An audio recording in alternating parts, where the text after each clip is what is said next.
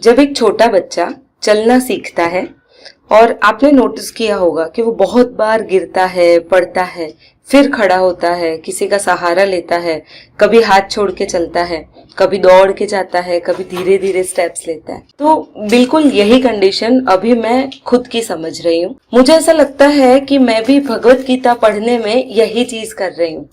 कभी बहुत फटाफट दौड़ती हूँ, कभी बहुत देर लगाती हूँ और काफी बार गिरती भी हूँ और खड़ी भी होती हूँ। और इसमें भी मेरे जो बंधु है यहाँ पर YouTube पे काफी लोग हैं जो इसमें कमेंट भी देते हैं, मुझे करेक्ट करते हैं और ये चीज बहुत अच्छी है। मैं उन सबका अपने मन से धन्यवाद करती हूँ जिन्होंने मुझे सपोर्ट किया है, खड़े होने के लिए कहा है। सबसे ज्यादा धन्यवाद मैं अपने पति का करूंगी, क्योंकि उन्होंने ही कहा है कि जो चीज तुम्हें अपने आप को पहचानने में मदद करती हो वो तुम्हें करना चाहिए। और जितने भी मेरे व्यूअर्स हैं, मुझे अगर मैं कहीं गलत होती हूँ वे मुझे करेक्ट करते हैं, मुझे बताते हैं, उनका भी मैं बहुत धन्यवाद करती हूँ। तो चलिए आज एक छोटे बच्चे के भांति ही हम फिर से सिर्फ एक श्लोक लेंगे और उसको समझने की कोशिश करेंगे। हो सकता है इसमें गलतियां हो, पर यह भी हो सकता है कि हम गलतियों से ही सीखें। तो चलिए आज का क्या श्लोक है वे देखते हैं। आज का श्लोक थोड़ा सा है, छोटा सा है, पर अपने आप में बहुत बड़ी बात कह देता है। क्या कहते हैं श्री कृष्ण भगवान अर्जुन से, चलिए सुनते हैं। श्री कृष्ण प्रभु कहते हैं, असत वस्तु की तो सत्ता नहीं है और सत का अभाव नहीं है। इस प्रकार इन दोनों का ही तत्व ज्ञानी पुरुषों द्वारा देखा गया है। यहाँ पे इन्होंने ये शब्द का प्रयोग किया है, तत्वज्ञानी पुरुषों द्वारा देखना। और यहाँ पे दो शब्दों का यूज और किया है। दो शब्द कौन से हैं? एक है असत अर्थात असत्य और दूसरा है सत अर्थात सत्य। कहा है असत वस्तु की सत्ता नहीं। सत्ता नहीं होने का सीधा सीधा अर्थ जो मैं समझी हूं वो ऐसा है कि जो चीज परमानेंट नहीं है, जो हमेशा नहीं रहती, पहले नहीं थी, फिर थोड़े समय के लिए दिखती है और फिर गायब हो जाती है। मतलब जिन चीजों का हमें इल्यूजन होता है। चलिए अब इस इल्यूजन को कैसे समझेंगे। जो भी इल्यूजन है वो सारे क्या है? असत्य। सत्य क्या है? जो इल्यूजन नहीं है, जो हमेशा से है और रहेगा, जो था है और रहेगा, वो क्या है? सत्य। चलिए असत्य के लिए देखते हैं। आप रात को सोते हैं, काफी बार ऐसा होता है कि स्वप्न दिखाई देते हैं हमें। ये स्वप्न क्या है? सुबह जगते हैं, जब स्वप्न देख रहे होते हैं ना, तब तो हमें लगता है कि हमारे साथ कुछ हो रहा है। मुझे भी मेरा एक स्वप्न याद है, जिस स्वप्न में मैं किसी व्हील चेयर पे बैठी थी और बहुत स्पीड में आगे बढ़ गई एंड फाइनली मुझे लगा कि मैं उस व्हील चेयर से बहुत स्पीड में आगे जाने की वजह से किसी खाई में गिर गई।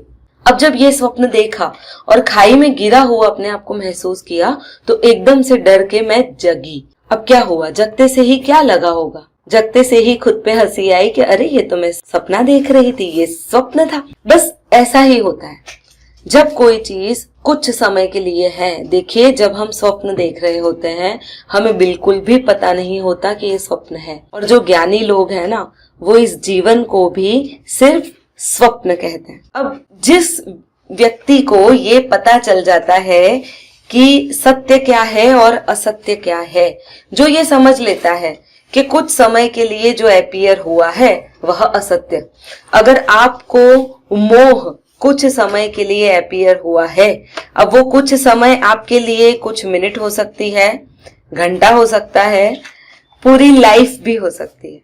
तो अगर मोह आपको जीवन पर्यंत किसी चीज से रहता है तो स्वीकार कर लीजिए वो स्वप्न है। और मेरा माने तो ये महापुरुष जो हैं वो ये कहते हैं कि जीवन भी एक स्वप्न है, जीवन भी मिथ्या है। अब कैसे? जीवन में हमें तो लगता है कि हम चल रहे हैं, बोल रहे हैं, खा रहे हैं, पी रहे हैं, घूम रहे हैं, प्रेम कर रहे हैं, बच्चे को डांट रहे हैं, बच्चे से प्यार कर रहे हैं, सारी चीजें करते हैं। पर ये क्या है? ये सारा एक स्वप्न मात्र है। अर्थात जीवन भी पहले हम नहीं थे, हम पैदा हुए हैं। मतलब पैदा होने से पहले इस पृथ्वी पर हम नहीं थे। अगर हम नहीं थे तो हम कहीं से आए, मतलब ये क्या हुआ, अपीयर हुए। अब उसमें हमने हमारी बाल्य अवस्था देखी, हम जवान हुए, हम अब बुढ़ापा भी देखेंगे। तो ये क्या है, तो ये है चेंज। और कहा जाता है only change is permanent, change हमेशा रहता है। अर्थात ये चीज ऐसी है जो बदल रही है और कंटिन्यू बदलती जा रही है। और जो चीज कंटिन्यू बदलती है, इसका सीधा मतलब है वह सत्य नहीं है, क्योंकि न सत्य कभी बदलता है न कभी बदलेगा। अब कैसे जाने सत्य क्या है, कैसे जाने असत्य क्या है। सत्य को जानने से पहले असत्य को तो जानना पड़ेगा। तो एक सिंपल सी एक्सरसाइज है जो मैं भी बहुत बार ट्राई करती हूँ। आप अगर चल रहे होते हो ना, तो आप देखिए कि आपका शरीर चल रहा है, आप कहाँ पर हैं, बस महसूस कीजिए। अगर आप खाना खा रहे हैं, मेक श्योर कि जब भी खाना खा रहे हो आप टीवी या मोबाइल कम देखें या ना देखें।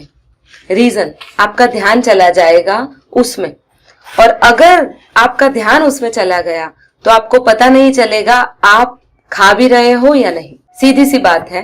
कहने का तात्पर्य सिर्फ इतना है कि हमें अपना ध्यान खुद पर से खोना नहीं है।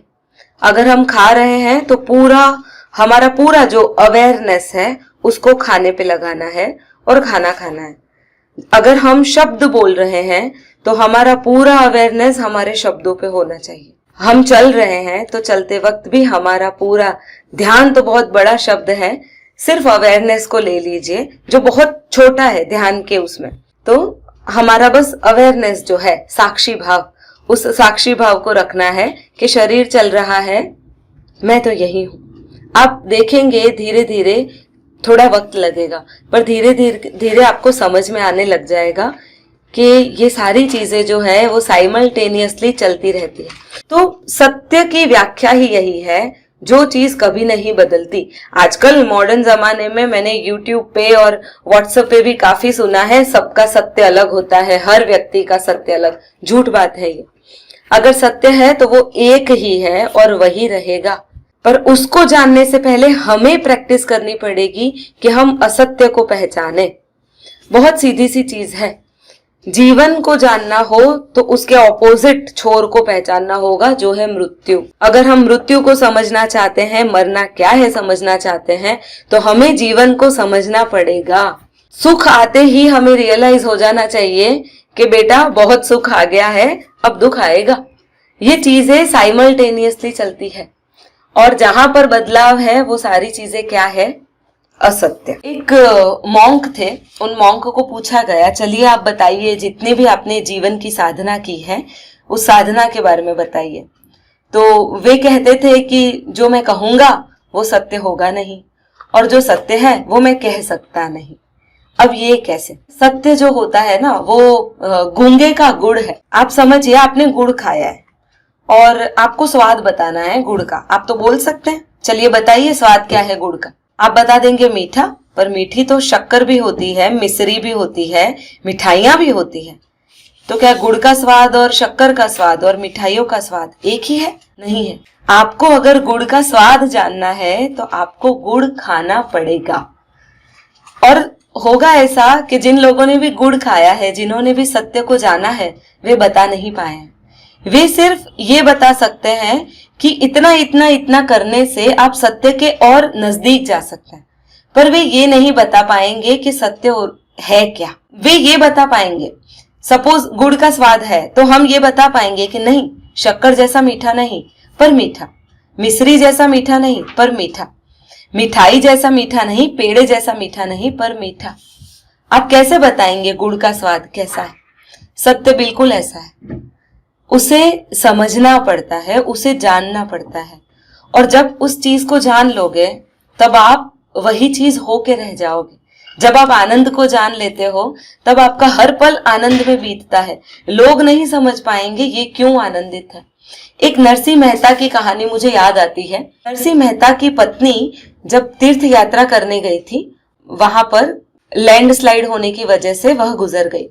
यहाँ पर नरसिंह मेहता को, गुजरात में किसी गांव में रहते थे, तो नरसिंह मेहता को पता चला कि उनकी पत्नी इस तरह से गुजर गई है। और उन्होंने ये बोला कि अच्छा हुआ गुजर गई, अब मैं अच्छे से भगवान का नाम ले पाऊंगा। अब ये क्या अच्छा हुआ गुजर गई? कोई पति अपनी पत्नी के बारे में इस कदर बोल दे कि अच्छा हुआ गई। ऐसा नहीं था कि वो उसे प्रेम नहीं करता था, ऐसा नहीं था कि उसे उसकी वैल्यू नहीं थी, पर नरसिंह मेहता को कहीं कुछ ऐसा पता था जो आपको और मुझे पता नहीं है। मीराबाई के भाई की युद्ध में मृत्यु हो गई थी, इवन उन्हें खुद को जहर पिलाया गया, पर फिर भी सुख से पी लिया था उन्होंने। इसका अर्थ क्या हुआ? उन्हें पता था रियलिटी क्या है। सीधी सी बात है, जो व्यक्ति रियलिटी को जान लेता है वह फिर सिर्फ सरेंडर कर सकता है और वो कुछ नहीं करता है। वो सिर्फ सरेंडर करता है, बस मान लेता है कि जैसी प्रभु की इच्छा वैसे होगा, और सत्य को इसी तरह से जाना जाता है।